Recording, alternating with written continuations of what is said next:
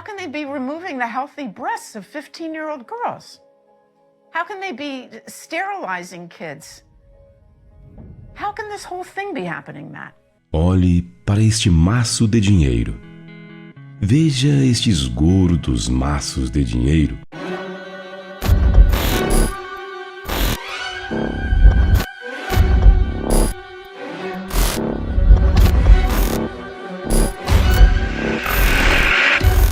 Every child that they convince is transgender and in need of medical transition, it generates $1.3 million to pharma. 1,3 milhões de dólares para cada criança que acredite ser transgênero e passa por tratamento de reposição hormonal. Fica fácil entender os motivos por trás dessa ideologia nefasta. Veja bem, uma grande parte da população sabe o que é disforia de gênero. E sim, ela existe, embora não haja números precisos, estima-se que 0,005 a 0,014% dos homens com o sexo em que nasceram e 0,002 a 0,003% das mulheres com o sexo em que nasceram, preenchem os critérios diagnósticos para disforia de gênero. And we're believing a pharmaceutical company, Lupron, hormone blockers, reversible, so they say. Well, the truth is that in 2003, Lupron was sued and deemed a criminal enterprise by the U.S. government. They paid the most fine of any pharmaceutical company at that time, $874 million, wrote a check. Is Lupron chemical castration? Yes.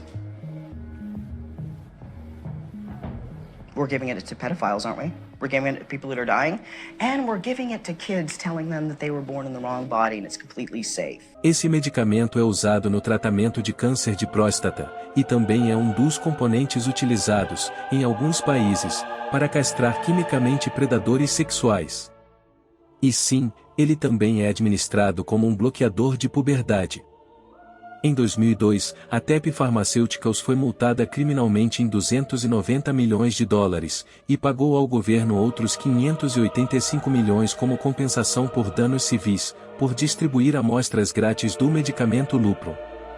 Desta forma, a Tep Pharmaceuticals influía na prescrição da droga, por assegurar ganhos a quem escolhesse administrá-la ou recomendar sua administração. One of the drugs used is Lupron, right? Which has actually been used to chemically castrate sex offenders? You know what? I'm not sure that we should continue with this interview because it seems like it's going in a particular direction.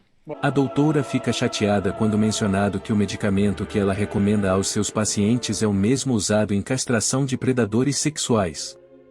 Well, you're a medical professional. I am a medical professional. So you don't want to talk about the drugs that you give to kids, or? Again, I'm a physician and I use medication. You're choosing exploitive words.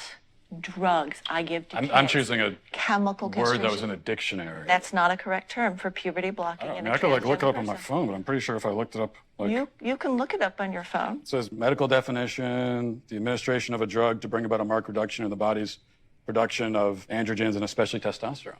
Ou seja, os bloqueadores de puberdade na verdade estão castrando as pessoas que se submetem a esse tipo de tratamento. Tudo isso com aval de médicos que, possivelmente recebem algum dinheiro das farmacêuticas para receitar um tal medicamento. I'm saying, as a pediatrician who takes care of hundreds of these kids, when you use that terminology, you are being malignant and harmful. I mean, there are some who would say that giving chemical castration drugs to kids is malignant and harmful. It's about the context of caring for a child and seeing the suffering that kids can have that have not been in affirmative home situations. What do you say to the claim that, well, we have to do this for these kids because if we don't, they'll kill themselves. They'll resort to drugs and self-harm. A lot of them were hurting themselves. A lot of them were suicidal before they even discovered gender. That is never part of the discussion. And they say, what would you rather have? A living daughter or a dead son? If this is what the professionals are saying, it's terrible emotional blackmail. Preferimos que nossos filhos sejam quem eles nasceram para ser. Se ele for realmente acometido pela disforia de gênero, procuraremos auxílio. O que não pode é uma confusão que pode ser momentânea, acarretar em uma atitude que terá consequências irreversíveis para o resto de sua vida. Queremos que essas questões sejam tratadas com pessoas que tenham idade suficiente para saber entender todos os riscos que esse tipo de tratamento pode oferecer. São dos nossos filhos que estamos falando aqui, não de predadores sexuais. Hello? Hey, is this? This is, yes. Hey, it's Matt Walsh. Where are you right now? I'm in Vancouver, British Columbia, Canada right now. Are you able to leave? I'm not able to leave BC. I can't even go to another province in Canada right now. And it's because I'm technically out on bail. What happened exactly?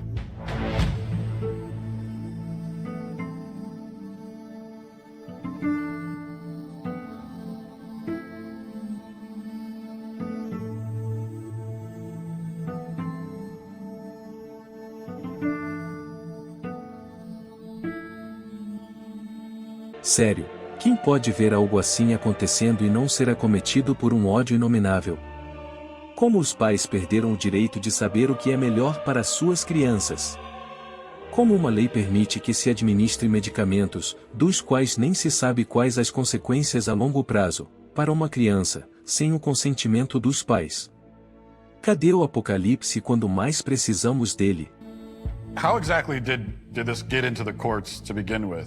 Right, so what happened is we set up a meeting with BC Children's Hospital. And according to the BC Children's Hospital website, there's going to be a thorough evaluation, and I'm thinking, good, this is going to be the end of it all. They're going to clearly see that my child is not the opposite sex. So my ex-wife brings my child into BC Children's Hospital. I get a call less than an hour into that appointment is that they were going to pump her full of cross-sex hormones within the hour. And I put a halt to that. I said, no. They agreed to stop for the moment. They figured, well, let's get the dad on board too. This is all going to be better. Let's just get everybody on the same page. I said, it's not going to happen. So I get a letter from BC Children's Hospital in December of 2018, and it says that under the BC Infants Act, they will start injecting my child with cross-sex hormones, and I have 2 weeks to respond with legal action if I so choose. And so that's how I ended up in court, because I did respond with legal action. So you called your daughter a she, and you went to jail for that? It's considered criminal violence to not use the preferred pronouns. It is no different than, let's say, I were to take a broomstick and whack one of my kids over the head. So they were treating it in a similar fashion, that mispronouncing my child was the equivalent of family violence. Is she on the hormone pills now?